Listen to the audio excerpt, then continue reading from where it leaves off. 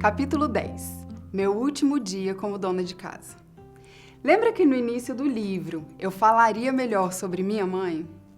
Vamos lá. Antes de nos casarmos, Eli, com suas perguntas sempre diretas e investigativas, preocupado com quem realmente estava lidando e parecendo que estava testando minha maturidade, perguntou-me: todas as suas pendências do passado estão resolvidas? Jesus já restaurou completamente a sua história? Ou teria algum ponto que eu possa vir a me surpreender? Por favor, seja honesta. Neste momento, estávamos em Braslândia, dando uma volta em redor ao lago que ficava na frente da casa dele, onde ele acabara de me apresentar aos seus pais que moravam lá na época. Não posso mentir para você. Meu relacionamento com minha mãe sempre foi extremamente conturbado. Nós não ficávamos no mesmo ambiente juntas por muito tempo sem nos agredir emocionalmente com brigas horríveis. Continuei a narrativa explicando que nosso relacionamento havia melhorado muito, mas ainda havia alguns surtos e mesmo me esforçando bastante para evitar atritos, ainda havia momentos em que, infelizmente, as coisas saíam do controle. Diante de sua atenção ao assunto, fui acrescentando maiores detalhes de nossa história de dificuldades. Por exemplo, mamãe havia casado virgem aos 27 anos e eu, aos 15, apareci grávida. Ela dizia que éramos muito parecidas e insistia que esse era o motivo de tanta dificuldade no relacionamento. Eu me achava tão diferente dela. Ele passou então de investigador a ombro amigo. Disse que iria me ajudar neste ponto e que iríamos vencer juntos. Meu Deus, que homem é esse? Pensei. Fizemos uma aliança, que iríamos mudar essa história. A minha mãe e eu passaríamos a nos respeitar mutuamente e essas brigas nunca mais aconteceriam. Acho que ele não sabia muito bem o que estava fazendo. Passados aproximadamente 10 anos, e após o decorrer de muitas histórias de vida, minha conclusão é que tinha mesmo que ser ele. Vou resumir em poucas palavras o que daria para escrever um livro apenas com esse assunto. Estávamos passando o Natal de 2015 na casa da minha mãe, quando meu cunhado e ela tiveram uma briga muito feia, que quase acabou em agressões físicas. Assustados, decidimos ajudar a minha irmã e a sua família a finalmente, depois de morarem 8 anos com a minha mãe, a viver a vida em família que eles tanto mereciam. E sem planejar, nós nos dispomos a ficar com minha mãe até as coisas se acalmarem, até que ela não sentisse tanto a falta da família que morou com ela por tantos anos. Apenas 4 dias depois, fomos acordados de madrugada, com uma notícia horrível. Uma tragédia havia acabado de acontecer com pessoas muito próximas e amadas, cujos nomes não mencionarei aqui para preservá-los. Contarei apenas o necessário, ao meu ver, para que você, leitor, entenda o quadro que estávamos vivendo quando meu processo de libertação emocional e espiritual iniciou. O fato é que houve um assassinato terrível. Um filho matou o próprio pai, a facadas, enquanto ele dormia. Vivemos uma verdadeira noite de terror, da qual não gosto nem de me lembrar. Estavam envolvidas pessoas muito amadas e sofremos muito com tudo o que aconteceu antes, durante e depois de tudo. Acolhemos a família ferida em nossa casa, ou melhor, na casa da minha mãe, onde estávamos morando.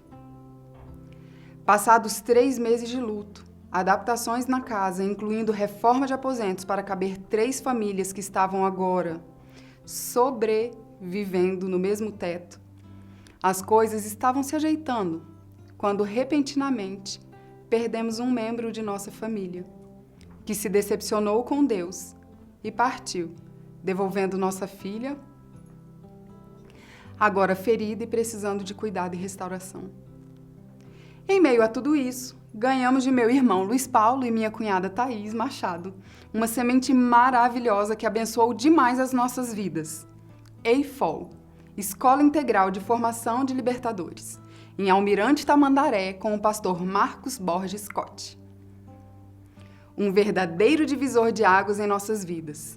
Eu super indico este treinamento para líderes cristãos. É essencial para o crescimento e libertação. A EIFOL é mais que uma escola, é um ministério, pois capacita líderes para entenderem as dificuldades da alma humana e aprenderem a como trazê-las à luz para um tratamento saudável.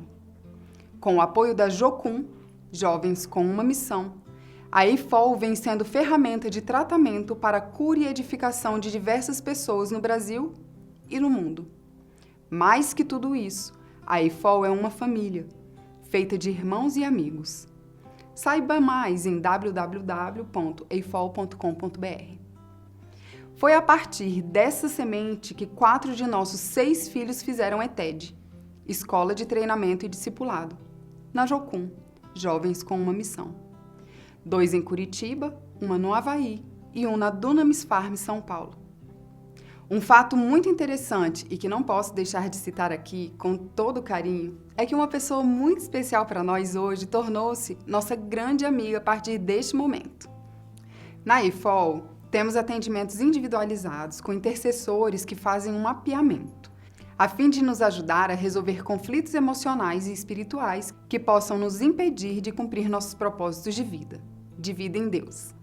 Primeiro, respondemos a um longo e detalhado questionário. Este documento é sorteado entre os capacitados intercessores que recebem a incumbência de orar e ouvir a voz de Deus a respeito daquele papel, daquela vida que está em suas mãos. Meu papel foi recebido pela Rogelma, que veio logo me perguntar: Ana, eu conheço sua cunhada Thaís e o ideal é que o intercessor não gere nenhum tipo de constrangimento ao realizar o atendimento. Você quer mudar para outra pessoa? Prontamente respondi-lhe, toda feliz, sentindo o cuidado de Deus comigo. Glória a Deus! Eu quero sim que seja você. Por favor, não haverá constrangimento algum. Muito pelo contrário. Vejo o cuidado de Deus em me colocar em suas mãos. Obrigada. 2 dias depois, lá estava eu, diante da Rogelma, contando partes da minha vida e intimidade, incluindo como foi minha terrível iniciação sexual e o quanto eu havia me sentido abandonada e descuidada por meus pais e irmãos, mas que já os havia perdoado. Quando lhe falei que tinha 6 filhos, como sempre, a reação é de espanto e logo eu inicio a explicação. Então, é porque eu já tinha 3 filhos e casei com um viúvo que também tinha 3 filhos. Ela me interrompeu, dando-me as mãos e falou sobressaltada: Você deu seu testemunho na videira de Fortaleza, numa vigília com Samuel Wagner, não foi? Respondi: sim. Toda emocionada, ela me disse: eu estava lá e voltei a ser missionária por causa do seu testemunho e do seu marido. Ele não era missionário? Ao que respondi: sim. Ela retomou a intercessão e pediu que conversássemos melhor sobre isso em outro momento. Uau! Acalmados os ânimos, voltamos ao atendimento. Logo, ela percebeu que eu precisava me perdoar pelo estupro sofrido aos 12 anos e também por minha relação conturbada com minha mãe. Ela se dispôs a interceder, falando comigo como se fosse minha mãe, e depois me conduziu a uma linda oração de auto-perdão. Foi lindo e libertador. Rogelma passou deste momento em diante a ser nossa amiga. Ela conheceu nossos filhos, acompanhamos a vida uma da outra, ora de perto, ora de longe, mas sempre intercedendo uma pela outra. Ela é uma das minhas amigas que mais amo nessa vida. E Deus, sabendo disso, presenteou-me com uma linda surpresa num dia em que eu estava chorando porque eu havia recebido uma confirmação negativa a respeito de um projeto que eu havia colocado minha alma, corpo e coração. De repente, meu marido entra em casa e me conta: você não vai acreditar quem está em Braslândia. Vamos, vista-se, levanta sua cabeça, você vai ver como Deus te ama. Ele me levou a uma igreja em Braslândia, perto de nossa casa. E quem eu vejo no altar? Ela, Rogelma, pastor Marcos Borges, o Cote, Jonas e Carmen também. Caí de joelhos no chão agradecendo a Deus pelo cuidado com meu coração.